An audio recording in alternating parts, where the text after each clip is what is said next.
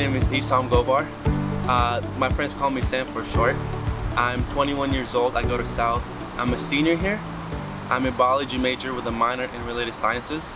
I'm from Palestine, which is it's next to Egypt, and then it's next to Jordan, so it's like in the middle. It has like the Dead Sea and Red Sea and Mediterranean Sea next to it. It's pretty nice. I was born in Palestine, but when we had the second Intifada, I had to come over here, which was in Christmas of 4th grade. So we left from the war and came here. I thought I knew English, but when I came here, when I was in class, and like my English was just so like, because over there they teach us 3 languages, so Arabic and then French, and then the third language can either be English or Hebrew. So I was pretty fluent in Arabic and French, but then my English was okay. When I came here, I thought I was speaking pretty well English, but everything was just so broken apart and I had no clue how bad it was.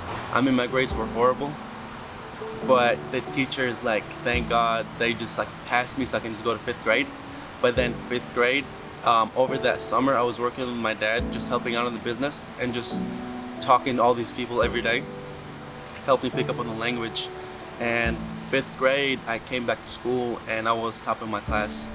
In Palestine, my house was on this hill, and it was between checkpoints, to where the Israeli soldiers would come by at night and they'll put the sirens to go back inside the house. And I just remember like every night seeing just tanks and soldiers and just going down my house and going up my house.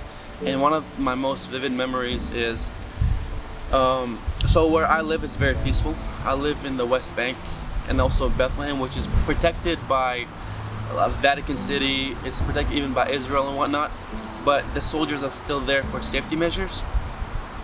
So the soldiers are there for our safety, but it's like we don't feel safe because they're there. So every night I would see the soldiers and come by and by our house. And one time I was on the balcony that said to go inside the house, and this man was walking up the hill, and they stopped him and they beat him there, and then they put him inside the truck and took him away. And then one time my dad took me to the roof. That was a couple months before we came to the US, and our president at that time, who was killed, his name was Arafat, and his building where he lives was about 2 miles away from us. And so I would see, my dad took me to the roof, and I would see like the rockets just like fly and like completely destroy that building. And that was one of the last memories I've had before I came here. My dad, at first, he was a big fashion designer in Italy and whatnot, and then China took over and the whole world economics changed, so he had to find somewhere else to go. And he moved to the US because my uncle was here, and my dad didn't know exactly what to do. He didn't know that well of English, he didn't know what to do and whatnot. And he lived here for a couple years, but because of the war, we just had no choice but for us to come. And so it just worked out. Then when we came, the business was doing good and whatnot, and that's when we stayed. I work for my dad. My dad does real estate, and he just opened 2 shops at the mall. One shop sells a lot of Alabama roll tie stuff, and the other one is for memorabilia kind of stuff, where you customize shirts and stickers and license plates and whatnot. I work for him a lot. I mean, sometimes I work 13 hours for a week, 2 weeks straight. And with that, he gives me the privilege of traveling to different countries. He doesn't pay me. So every year I go to the Middle East, go back home.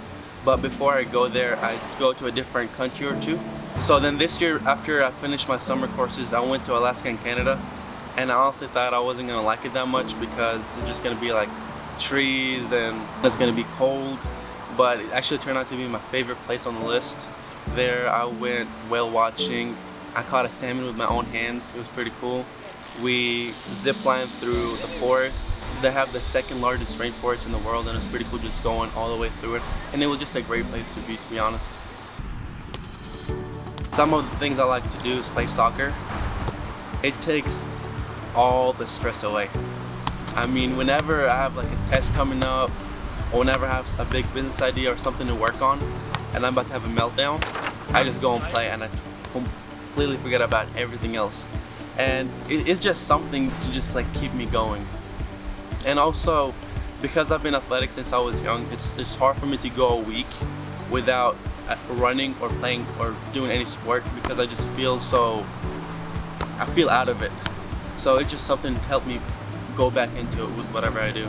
So in Palestine, I didn't really play that much soccer because at my school, the kids would always kick the ball, and my school, it was surrounded by this, I guess this church, and then the nuns didn't like that we kept hitting the soccer balls over there, and because it was a church and then they had all their gardens.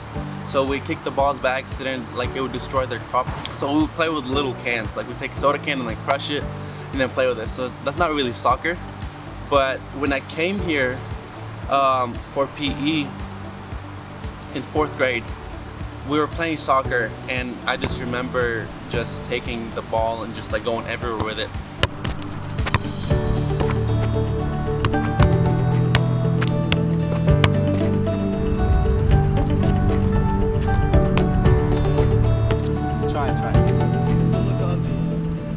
I'm in the fraternity, it's Phi Kappa Sigma.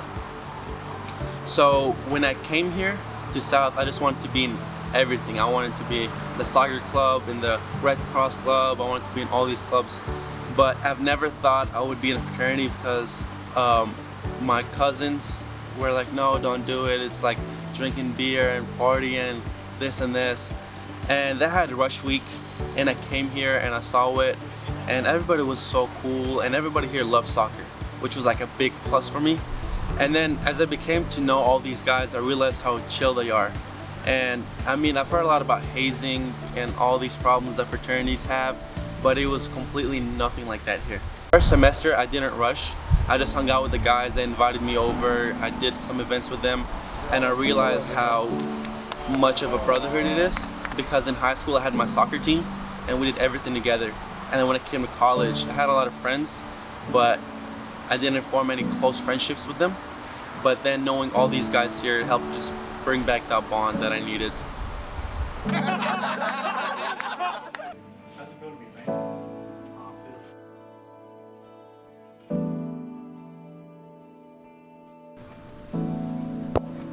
اسمي عصام غبار. أنا في آخر سنة في ساوث ألاباما بدرس بيولوجي مع ماينر في related sciences. شكراً.